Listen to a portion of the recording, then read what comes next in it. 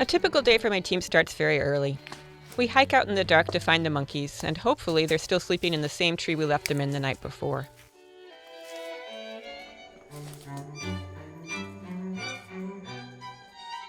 If we get there early enough, and if it was a drama-free night for the monkeys, then we might get a few last moments of quiet to collect ourselves before the monkeys wake up and start their day.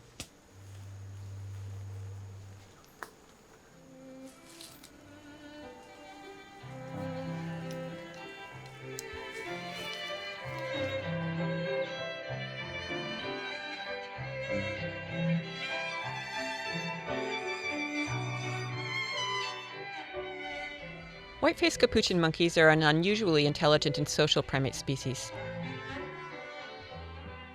They live in social groups ranging from just a few family members to large groups of over 30 individuals and multiple family lines.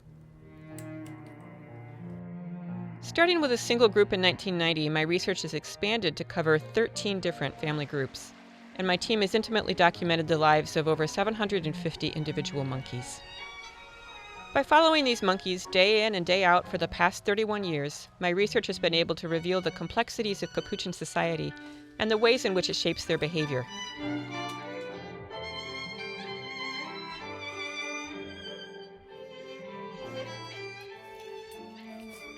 Hey Kate, have you found any monkeys yet? No, I was following the alarm calls, but there were some food peeps back in the direction I came. Like closer to you too. Oh, okay. I didn't see anyone, but you could look there. Did you take the trail or did you crash all the way? Just left the trail, but I was on the trail up until now. Okay. Can you whoop? Okay. Here in Costa Rica, the monkey researchers are called moneros. I wonder if we should cut in there or, it looks awful.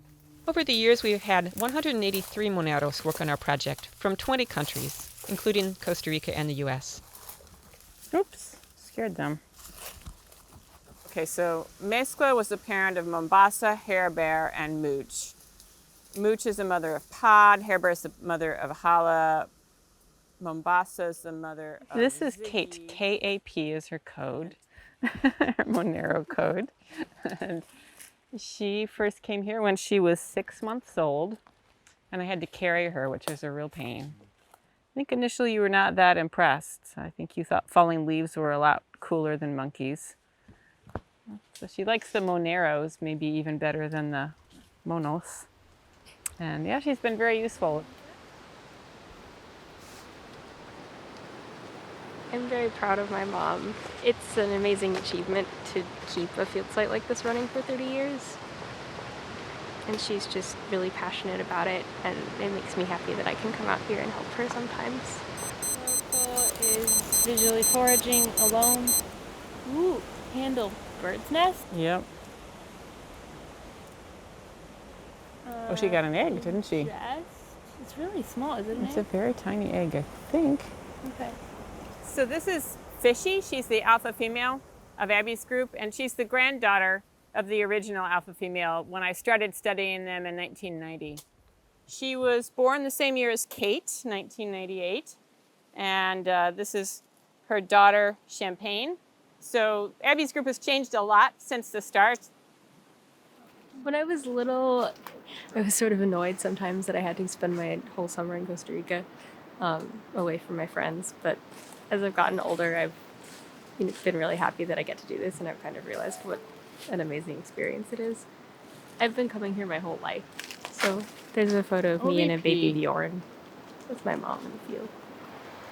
Initially, it was just me. So I would follow these monkeys every day dawn to dusk as much as I could, and I camped in the centro and doing 5 dawn to dusk days in a row every week, getting up at 3-something and coming out here and following the monkeys for 13 hours, then having to cook and do my laundry and all that stuff that, now we realize we have teams of 3. Somebody stays home and deals with all the real life stuff, and 2 other people are in the forest. So it was really rough. I couldn't do that schedule now, but at age 23, I was a lot tougher than I am now.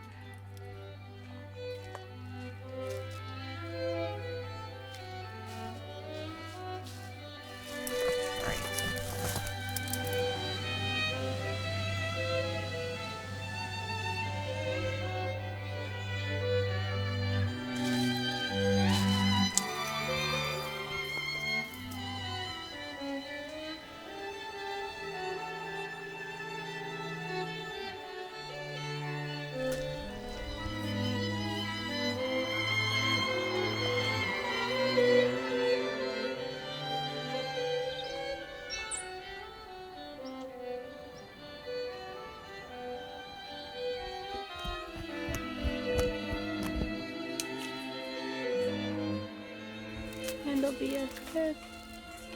Right. Over time, we've developed a comprehensive system of codes to identify each monkey, all of their intricate behaviors and vocalizations, and all of the plants and animals they interact with.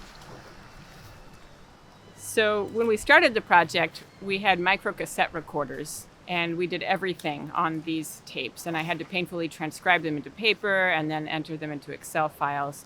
Then we switched to these Scions, wonderful, sturdy device. And we still supplemented with digital recorders for the fast action, like the play and the big coalitionary fights. And now we have become even more modern. You don't have the nice feel of a keyboard to guide your hand. But on the other hand, you can store hundreds of monkey photos on here to help recognize monkeys you haven't seen in a while, photos of all the plants, and you can use it to text for help if bad things happen in the forest. So. And now Hala is continuing to chase Mombasa. Hala just head flagged again into pod against Mombasa, and now Mombasa is threatening back at pod. Hala is continuing to threat at Mombasa, and now Mombasa is just back to eating her baby. And I think pod is done. I definitely didn't see what happened in the beginning, which sometimes that happens, or sometimes you're like running back and forth trying to see the monkeys and trying to get all of the interactions that are happening. Yeah, one of the hard things about this project is you have to be patient enough to put up with an awful lot of searching and days where you don't get anything done. Sometimes we'll have a day where we just hike up and down hills in the rain for 12 hours and we come home with maybe 10 minutes of data. And that's really frustrating. The monkeys basically are the bosses here, so they'll take us wherever they want, and it's usually not someplace that's convenient for a human to be. Everything in the forest has spines on it, so you're kind of uncomfortable all day. And you have to be into the monkeys enough that you are just dying to know what they do next. And so you're willing to put up with a bit of physical torment and stress and bother to find out what happens next. It looks like Fishy is going to look for some Panama fruits that someone else has opened and dropped. For difficult foraging challenges like Panama fruits, we're careful to take detailed notes on what they do to the fruits and who's watching them forage, so we can document who is potentially learning what from whom. Now she's scrubbing those awful hairs off the seed before popping it into her mouth. So there are a lot of theories about the evolution of human intelligence, and one of the interesting things about capuchins is that they're convergent with humans in that they have really large brains for the body size and also very long lifespans and slow development. And so we're interested in seeing whether they have these slow developmental periods and large brain sizes in part to learn from others how to solve difficult foraging problems. And this problem is the hardest one in this population's diet, the Panama fruit. So it's extremely hard, woody capsule, and it's possible to split this seam and pop it open and get these seeds out. There are also these very fine and painful hairs covering the seeds, so it's very well protected. She gnawed a hole in it. So she gnawed a hole in that first one. Look, she just bit all over it. It was just a massacre. Took her a lot of effort, too. Yeah. Experienced adult males like Cassie can open these fruits in just a few seconds.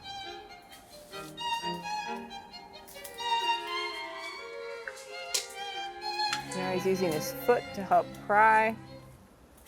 And he gets his first seed out at 4:49:31. I think he's got Panama hairs in his toes from using them in that crack. Now he's opening it a little wider and he gets his second seed at 4:49:56. Sometimes monkeys do creative new things, and either no one will ever do it again, or it will catch on and become a fad and maybe even become a new technology or something. I'm trying to figure out how that works in monkeys. When I see a new behavior invented, I then am really careful to note if anyone else does that behavior and if those monkeys are monkeys who saw the inventor do it, and do the ones who hang out more also tend to adopt the same behaviors. So understanding that in this population of wild monkeys can tell us something about how culture evolves in humans. So I have to be willing to watch multiple generations of monkeys invent and transmit.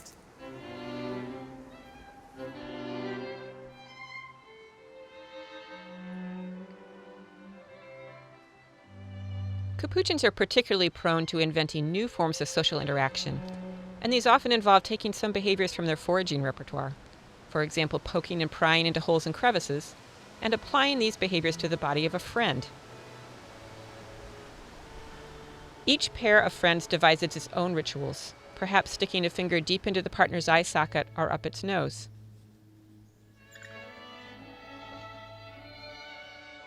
This spawns in room or hand sniffing. Initially, we were baffled that they seemed to get such pleasure from doing these odd things that looked so uncomfortable. Jackson has Diablita's left hand, and he just put her finger in his mouth. But after analyzing thousands of hours of data and examining these rituals in their social context, Puts your right hand into Miffin, right eye. we believe that these rituals convey information about the status of the relationship. Hand into her nose. By subjecting one another to these uncomfortable rituals and seeing how the partner responds, they are getting feedback about how enthusiastic the partner currently is about the friendship.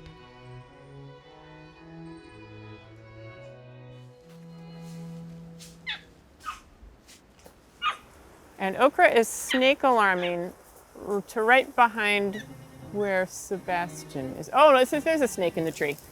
Oh, okay, that's not a terribly dangerous snake. And I think we've got, it's either Quinoa or Nairobi who just walked over the snakes. They're looking at a juvenile parrot snake. It's right there. It's thin. Ad lib threat Quinoa to the snake. Yeah.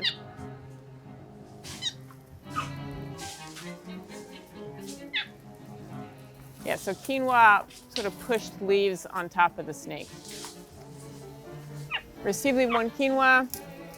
Quinoa's going back to look at the snake. Oh, is he gonna touch it? Oh, Quinoa's touching the snake. Quinoa, careful. I've never seen them touch one of these snakes. And they're on the ground all the time. I don't normally see them up here.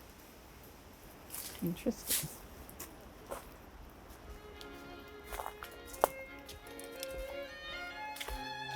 People often ask me, haven't you figured out everything there is to know about capuchins by now?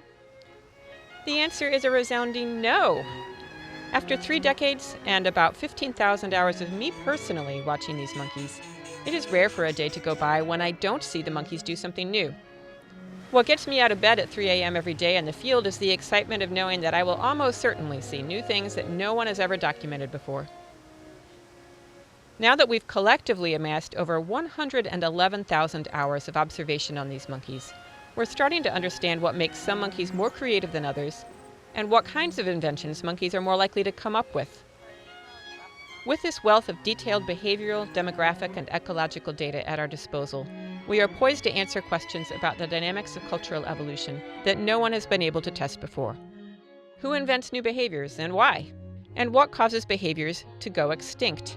These intriguing questions will keep us busy for the next few decades.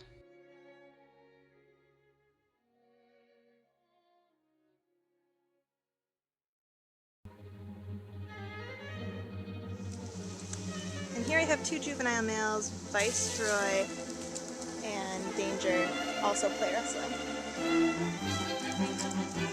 Danger just pounced on Viceroy. Also in 10 here are Picasso, play wrestling with Viceroy.